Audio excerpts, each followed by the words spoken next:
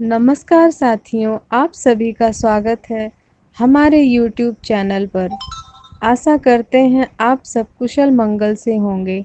हिंदू पंचांग के अनुसार 20 सितंबर 2021 से पितृपक्ष प्रारंभ हो चुका है। इस वीडियो में हम आपको बताएंगे क्यों मनाते हैं श्राद्ध, कैसे करें तर्पण और श्राद्ध क्या होता है, पितृदोष और इनसे मुक्ति पाने के लिए क्या उपाय करें, कैसे करें, श्राद्ध में या पितृपक्ष में क्या करना चाहिए, क्या नहीं करना चाहिए, इसकी सारी जानकारी इस वीडियो में हम आपको बताएंगे। इस वीडियो को अंत तक पूरा देखें।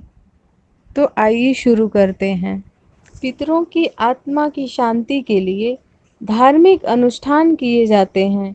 इनके लिए तर्पण और श्राद्ध किया जाता है, इसलिए इसे श्राद्ध पक्ष भी कहा जाता है। पुरानी मान्यताओं के अनुसार माना जाता है कि श्राद्ध पक्ष के दौरान पूर्वजों का आगमन पृथ्वी पर होता है, क्योंकि इस दौरान पितृलोक में जल की कमी हो जाती है।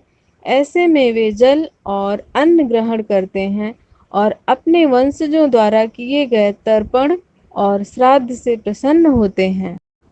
हिंदू धर्म में पितृपक्ष का विशेष महत्व माना गया है। पितृपक्ष में पितरों को याद किया जाता है। माना जाता है कि पितृ प्रसन्न होने पर जीवन में आने वाली परेशानियों को दूर करते हैं और जीवन में सुख समृद्धि प्रदान करते हैं। सबसे पहले भक्तों, हम आपको बताएंगे श्राद्ध क्या है। ब्रह्म पुराण के अनुसार जो कुछ उचित काल, पात्र एवं स्थान के अनुसार उचित शास्त्रानुमोदित विधि द्वारा पितरों को लक्ष्य करके श्रद्धा पूर्वक ब्राह्मणों को दिया जाता है, वह श्राद्ध कहलाता है। क्यों करते हैं श्राद्ध, क्यों किया जाता है श्राद्ध, इसके बारे में धार्मिक मान्यता यह है कि मनुष्यों पर कुल 3 प्रकार के ऋण होते हैं: देव ऋण, ऋषि ऋण और पितृ ऋण। कहा जाता है कि श्राद्ध करने से इन तीनों ही ऋण से मुक्ति मिल जाती है। जिस व्यक्ति की मृत्यु जिस तिथि में हुई है, उसका श्राद्ध पितृपक्ष में आने वाली उसी तिथि को किया जाना चाहिए। जैसे अगर किसी व्यक्ति की मृत्यु किसी भी हिंदी महीने की प्रतिपदा तिथि को हुई है, तो उसका श्राद्ध पितृपक्ष में आने वाली प्रतिपदा तिथि को ही करना चाहिए। लेकिन माता के श्राद्ध के लिए नौमी तिथि और पिता के श्राद्ध के लिए अष्टमी तिथि को उत्तम माना जाता है। पितृपक्ष में क्या करें, क्या ना करें, इसके बारे में आप ये जानिए। श्राद्ध कर्म करने वाले सदस्य को इन दिनों बाल और नाखून नहीं काटने चाहिए। उन्हें ब्रह्मचर्य का पालन भी करना चाहिए। श्राद्ध कर्म हमेशा दिन में करें। सूर्यास्त के बाद श्राद्ध करना अशुभ माना जाता है।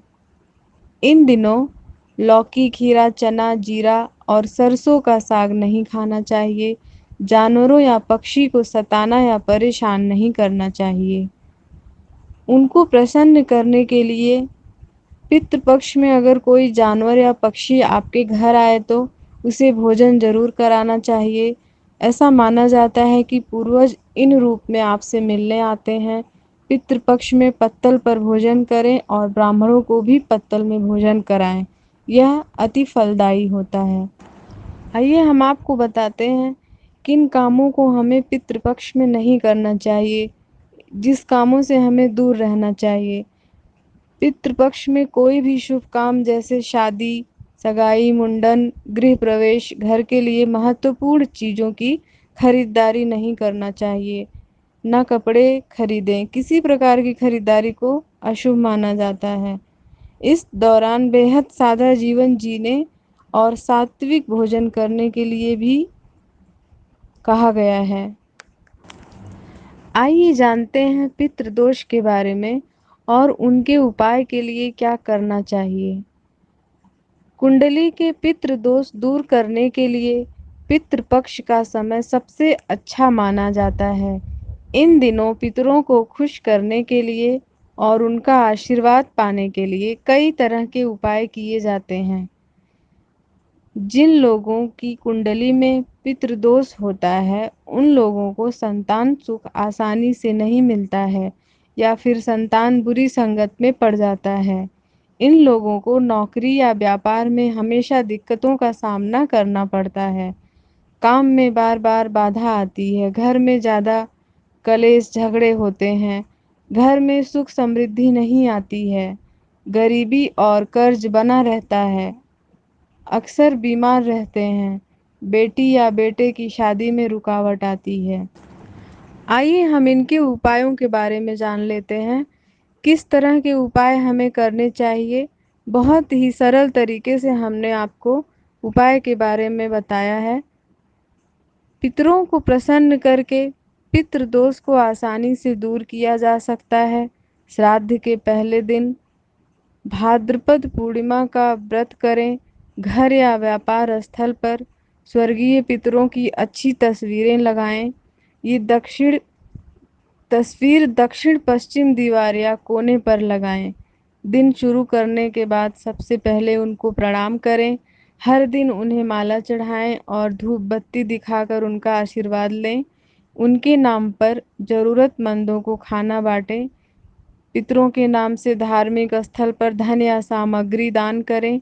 घर या बाहर के बड़े बुजुर्गों की सेवा का आशीर्वाद लें। अमावस्या पर तर्पण पिंड दान कर ब्राह्मणों को भोजन कराएं। गाय, कुत्ते, चींटियों, कौओं या अन्य पशु पक्षियों को खाना खिलाएं। पितृपक्ष में कोई भी व्यक्ति अपने माता पिता के अलावा दादा दादी, नाना नानी आदि, गुरु माता, गुरु आदि की आत्म तृप्ति के लिए तर्पण कर सकता है। पितृपक्ष में तर्पण की सही विधि और उसका सही तरीका हम आपको बताएंगे। स्नान आदि के बाद आप सबसे पहले पूर्व दिशा की ओर मुख करके कुशा के मोटक पर अक्षत से देव तर्पण करें। इस दौरान जनेऊ बाएं कंधे पर रखें। इसके बाद उत्तर की ओर मुख कर अपना जनेऊ गले में माला की तरह पहन लें। इसके बाद कुश से पानी में जौ डालें और ऋषि मनुष्य तर्पण करें। अब अंत में जनेऊ दाएं कंधे पर रख लें। फिर दक्षिण की ओर अपना मुख करें। इसके बाद बायां पैर मोड़कर कुश से पानी में काला तिल डालें और पितरों का तर्पण करें। तर्पण मंत्र, आप चाहें तो तर्पण मंत्र भी बोल सकते हैं। तस्मै स्वधा का उच्चारण करें अगर पुरुष के लिए कर रहे हैं तो। यदि आप किसी स्त्री के लिए तर्पण कर रहे हैं तो तस्यै स्वधा का उच्चारण करें। अपने देव ऋषि पितर का तर्पण करने के बाद आप चाहें तो कुल या समाज के उन लोगों के लिए भी तर्पण कर सकते हैं जिनकी कोई संतान नहीं है। ऐसा करने से उनकी आत्म तृप्ति होगी और आपको आशीष मिलेगा।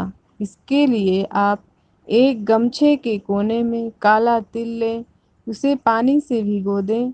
इसके बाद उसे बाईं ओर निचोड़ दें। इस दौरान मंत्र का उच्चारण करें। ये के चास्म कूले कूले जाता अपुत्रागो त्रिडोमृता ते तृप्यन्तु मया दत्तम वस्त्र निष्पीडनोदकम। साथियों, यह जानकारी आपको हमने जो अभी दी, यह कैसे लगी, आप हमें इस बारे में कमेंट करके ज़रूर बताइए। और इसी तरह की रोचक और धार्मिक जानकारी प्राप्त करने के लिए हमारे चैनल से जुड़े रहिए। उसके लिए हमारे चैनल को सब्सक्राइब करें और उसके बगल में घंटी ज़रूर दबाएं, जिससे मेरा नया वीडियो अपलोड होने पर इसका नोटिफिकेशन आपको तुरंत मिले। इस जानकारी को और लोगों तक पहुंचाने के लिए शेयर ज़रूर करें। धन्यवाद। जय श्री कृष्णा।